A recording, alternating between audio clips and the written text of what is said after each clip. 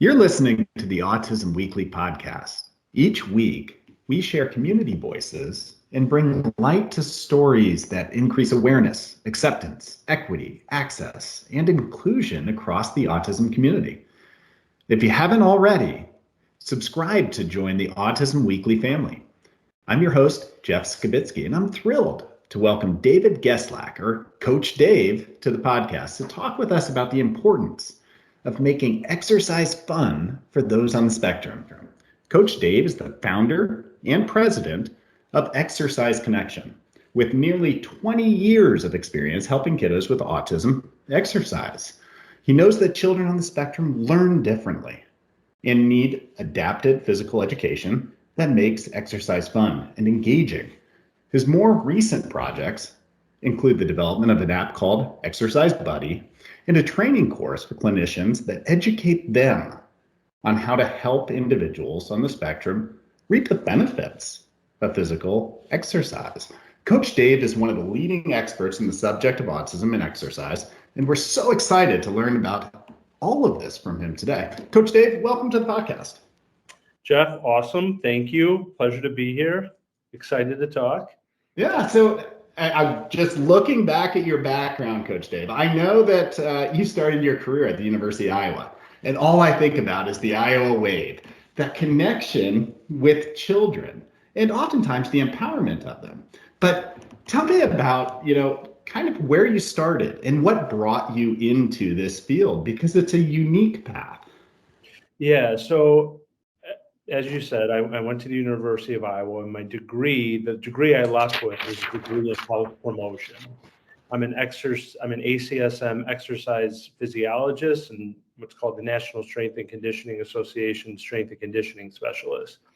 So I spent my summer of my senior year, I went to work as an intern at Iowa football as a strength and conditioning coach. And I was actually then one of the only interns at that time that stayed on for my fifth year, but as a student assistant strength and conditioning coach. And there's a story here behind this, but once I graduated, I left Iowa football. And within 9 months, I had started my own gym out here outside of Chicago. And the gym at the time, this was in 2004, was meant for children, but to keep the doors open, I still train athletes, adults, and whatnot. But a dad I was training brought me his son who was on the autism spectrum. And he said to me, can you teach him sports? But he can't skip. And many people know, but for those who don't, a neurotypical child that can skip is shown better to read than a child who cannot. So I was more intrigued in the skipping because that's one thing that I did learn in my undergrad. But when you talk about autism back then in 2004 in exercise science or exercise physiology, it wasn't talked about. But I did know, obviously, at that time, it was 1 in 150 diagnosed. So the long story short is I was able to get this boy to skip in 4 sessions. And I had come to find out, as his parents are crying, as his smile is ear to ear, that he had been trying for years. And the connection back to Iowa football was I was in charge of the incoming freshmen.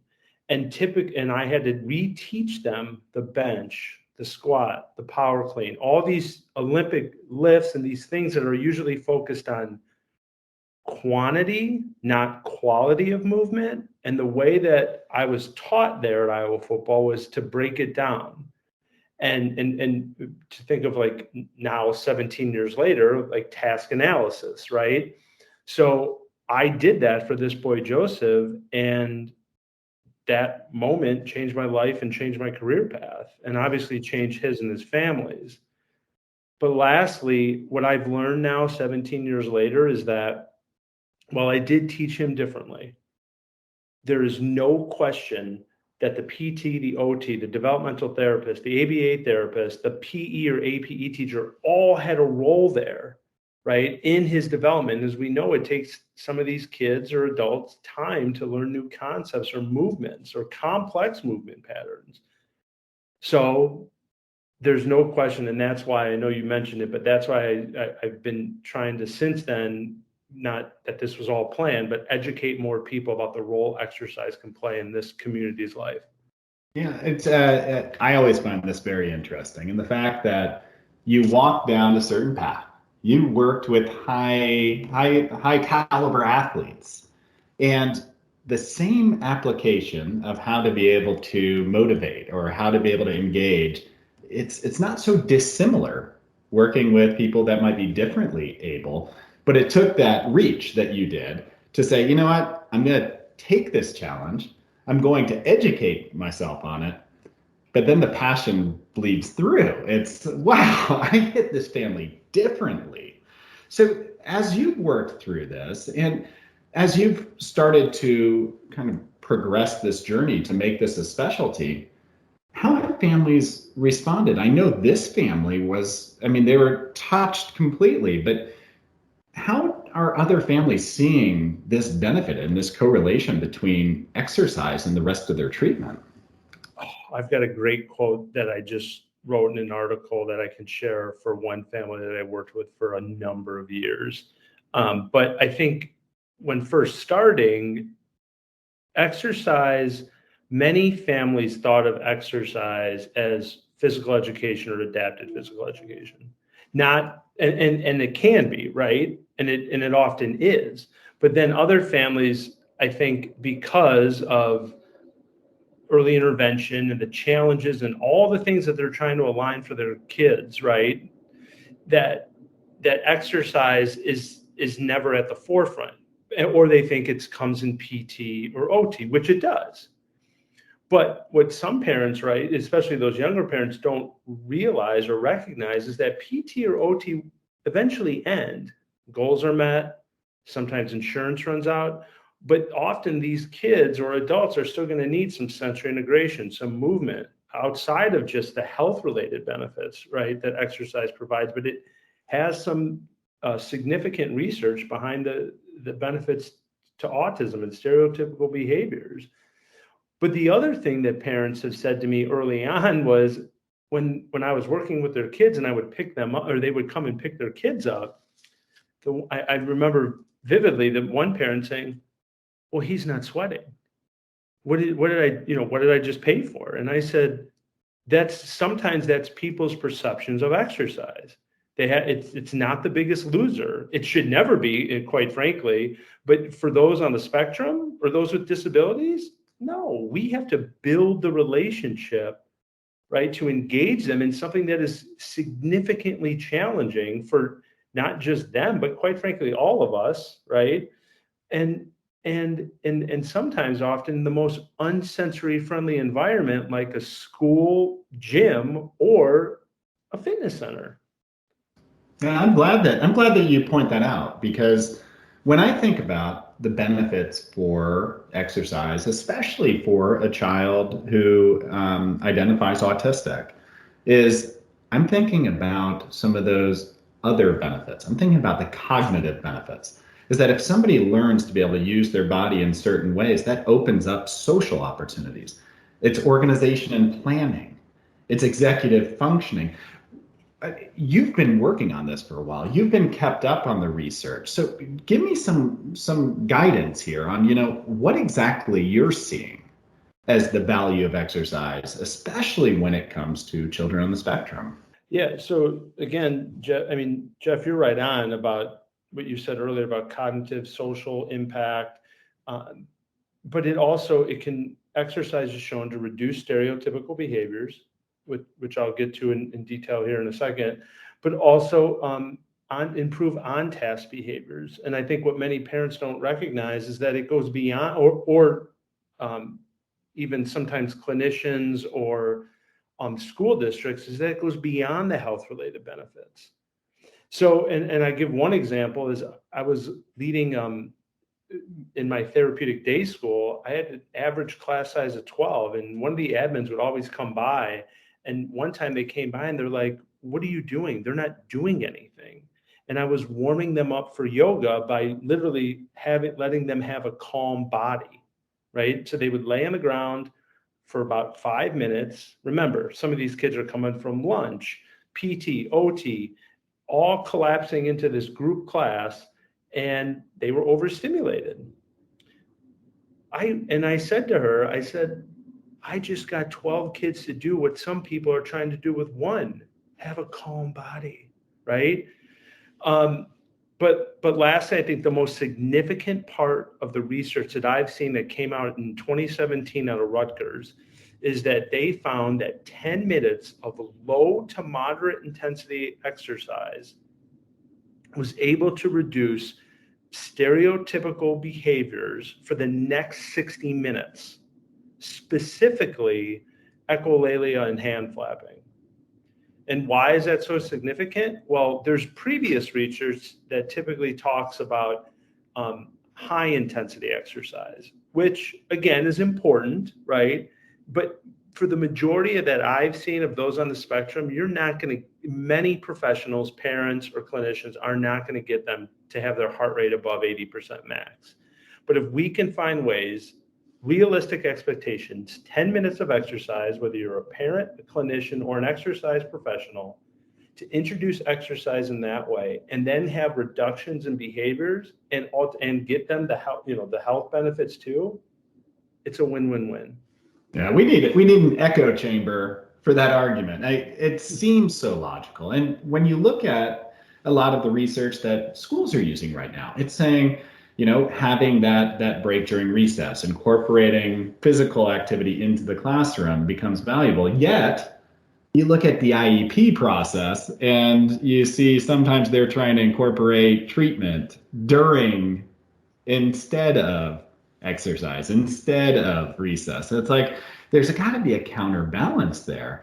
And that I guess brings me to a bigger concept of how do you embed the exercise? How do you embed physical activity into all aspects of treatment? A lot of children who identify autistic, they have treatment plans that go 30 hours a week. And you need exercise. So how do you work with ABA treatment teams to be able to incorporate it? Yeah, so I've worked with a number of professionals side by side and, followed their lead, right? Like they know in the one scenario or one case I'm thinking of, they knew the client or their kid that they were working with better than I did. So I've looked at their model, right? How are they were basically doing a task followed by a reinforcement, a task followed by a reinforcement. So then what I did is I said, all right, after 2 to 3 tasks, let's add another, or after 2 or 3 reinforcements, let's add a task of an exercise and then add a reinforcement. But that reinforcement was still related to exercise, but not the right word, not very demanding of an exercise, something that was calming, but not putting any excess demands. So that's one way that I would do it working privately with that individual and with that ABA therapist. The thing is that I try to educate people on is, look, don't change your structures, your teaching protocols, but what I want to educate them on is those exercises that can be added and implemented in there that for, let's just say, an ABA professional who doesn't have an exercise background, that's okay.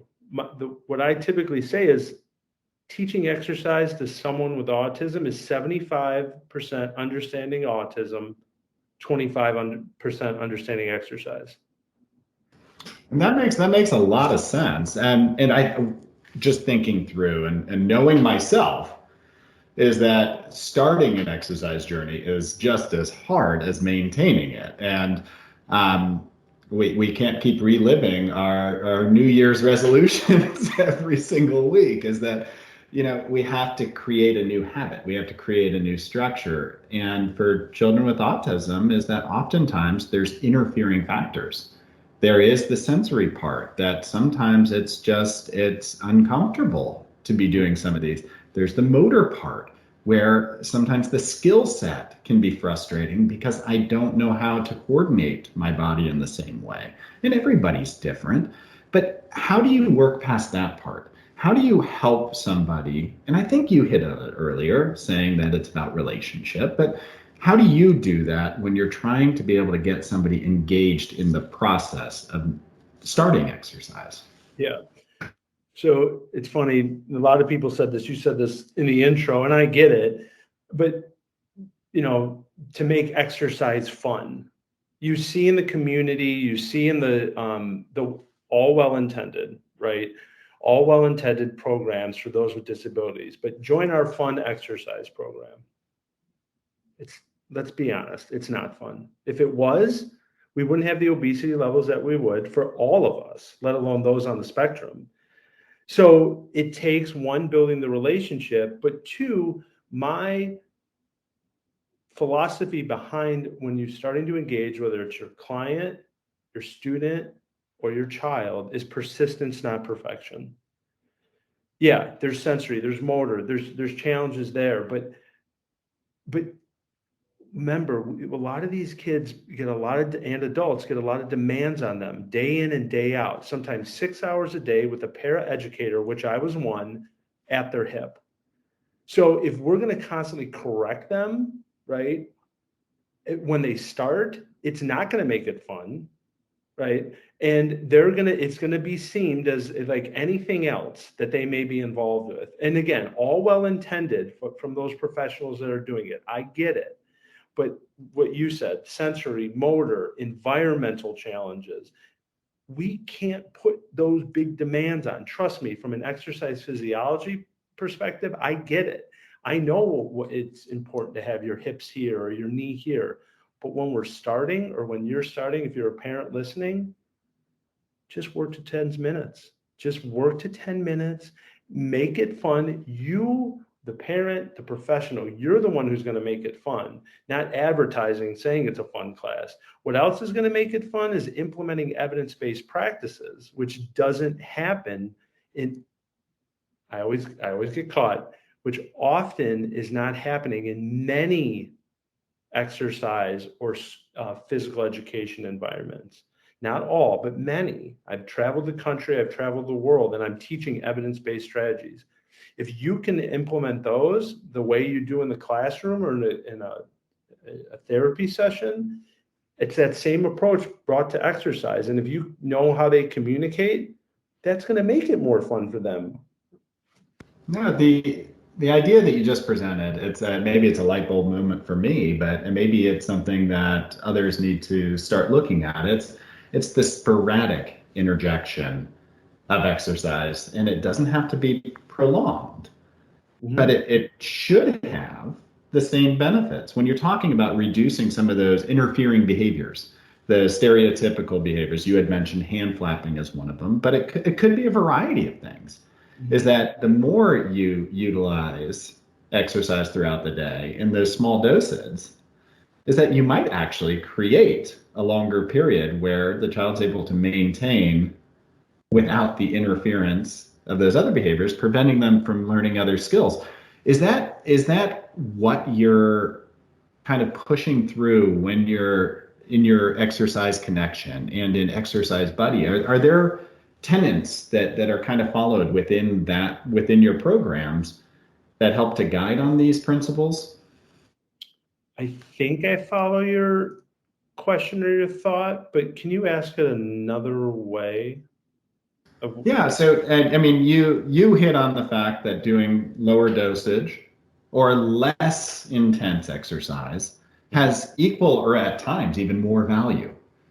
Is that embedded into the structure of your programs? Yeah, absolutely, 100%. I focus on I focus also on movement first and sport second. Why? Because again, what I want parents to really understand is, yes, sport can be for some of your children. They may want to be an athlete. They may want to do soccer, baseball, whatever it is. But what I've found across the spectrum is many don't want to play sports. And the problem is with some, not all, but some physical education curriculums are driven around sport. And sport also Sport involves two of the most challenging things for those with autism: communication and social skills. So if we put them in that environment in the schools, and that's a challenge, we know for a majority, you're setting them up for failure. And they're not going to be able to reduce those behaviors, improve on tests, let alone get the health benefits. So that's another key is to what you said, Jeff, right? Lower intensity to start, lower duration, but that can always be increased. And we've seen that time and time again. And then focusing on movement-based exercises or individualized exercise, Jeff, right? Like you or me may go to the gym, put on our headphones and do something. Someone on the autism spectrum can do it as well. But it's harder for you and me, Jeff, to go play a 5-on-5 pickup game of basketball or go play baseball right now. Mm-hmm. No, and that makes a lot of sense. And we're in a world where you're trying to sneak in exercise during gap times of the day. And it's no different for a child who has a very structured day to an adult who has work and other commitments. And in our world as adults is that we have those fitness apps that are out there that we can utilize to be able to kind of keep us motivated and structured. Sounds like you've built one that's more focused towards the child. And I'd love to hear a little bit more about Exercise Buddy, because I think that could be that gap that makes accessing exercise that much easier for these children.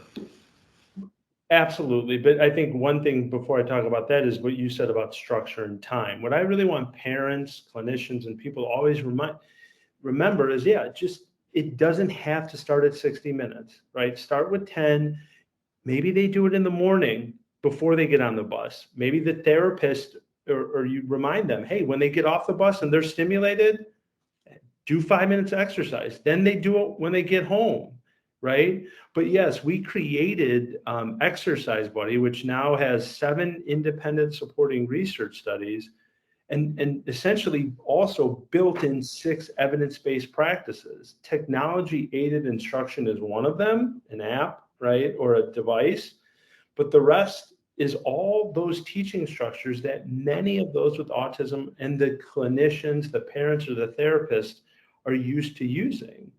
But we just put that in the form of an app, and again, are very thankful that we started with a lot of university PE and APE professors implementing it in their curriculum and in research. But I am also most excited about, there is one BCBAD doctorate level out of Ball State, and she's done 3 research studies with Exercise Buddy.